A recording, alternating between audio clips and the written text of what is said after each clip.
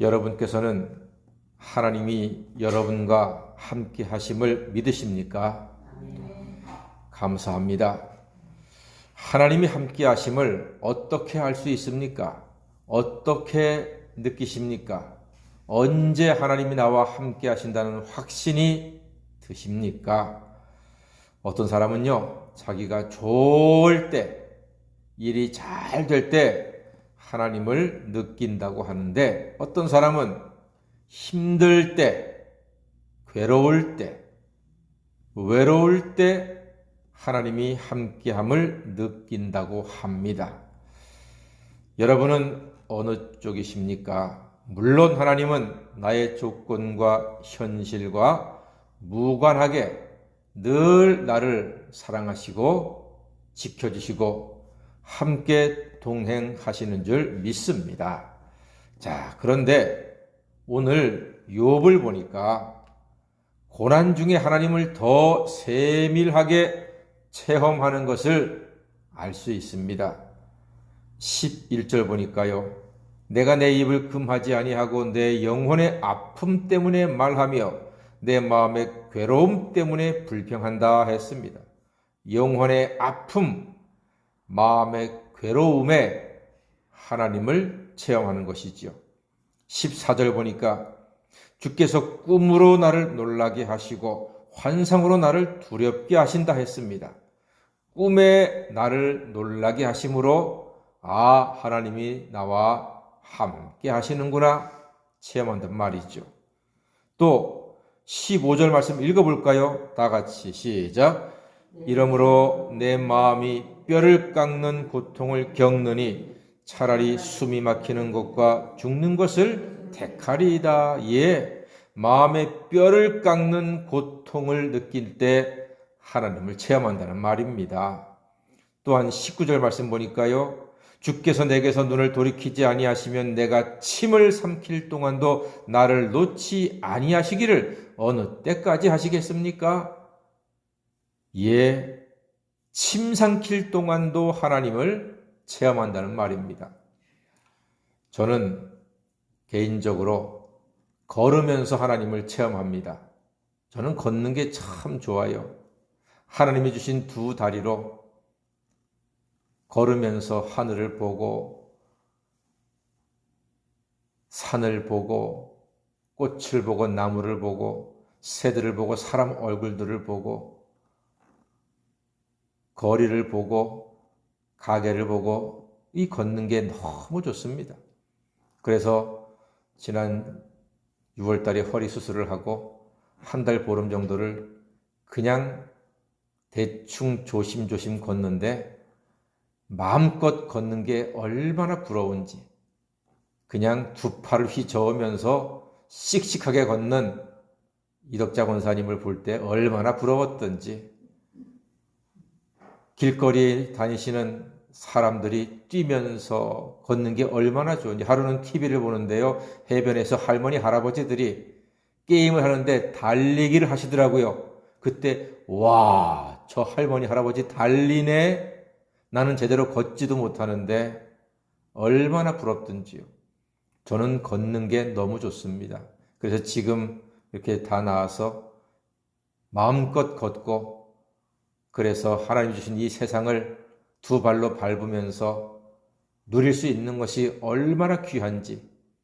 사랑하는 여러분, 걸을 수 있는 것이 복이고 걸어서 내가 원하는 목적지에 갈 수 있는 것이 큰 은혜요 축복인 줄로 알고 걸음걸음마다 하나님께 감사하시기를 바랍니다. 이것이 얼마나 우리에게 큰 축복입니까? 우리는요, 영육이 아프면 하나님을 온몸으로 느끼게 됩니다. 아픈 만큼 성숙한다 그러지요. 애들이 아프고 나면은 벌써 쑥 커버리더라고요. 남자는 군대 갔다 오면 철들고 사람 된다고 하지요. 여자는 애 낳고 나면은 철들고 사람 된다고 합니다. 왜요? 아프기 때문에, 힘들기 때문에, 고통을 겪었기 때문입니다. 여하튼 사람들은 아픈 만큼 성숙하게 되는 것이 아닌가 싶습니다. 자, 그렇다면 욥은 왜 이런 큰 시련이 왔을까요? 욥이 고백합니다. 18절 말씀 보니까요. 아침마다 권징하며 순간마다 단련하시나이까 말씀합니다.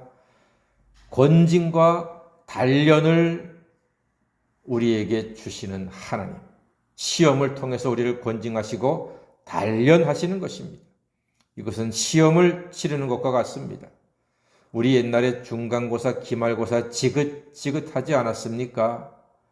그런데 왜 그 지긋지긋한 시험은 지금도 학교에서 계속됩니까?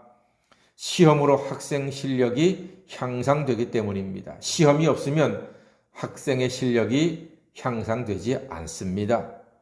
학생은 시험 없는 세상에 살고 싶으나 그 시험 덕분에 대학도 가고 직장도 얻고 인정도 받고 진급도 하고 가족도 부양하게 되는 것입니다.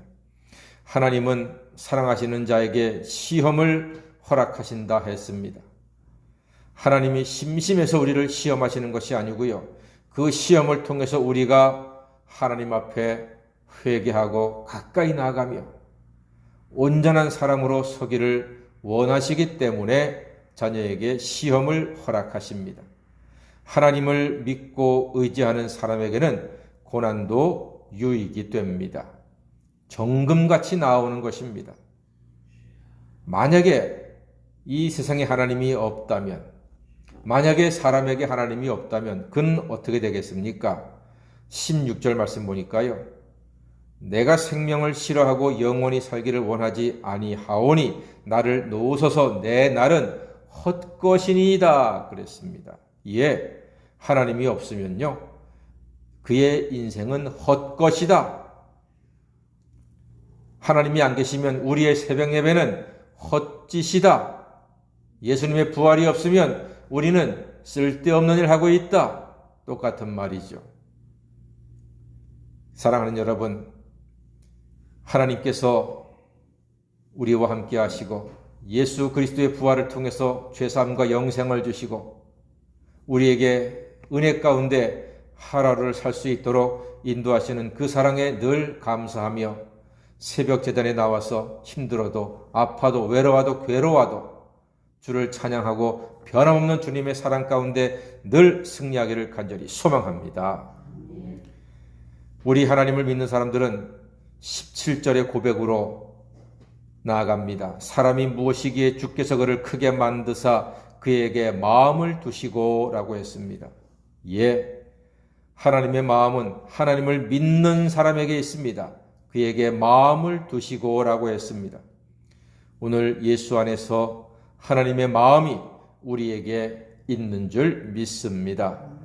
그래서 우리가 만나는 시험과 권징과 단련은 우리를 걸작품으로 완성해 가시는 하나님의 뜻 가운데 있는 것입니다.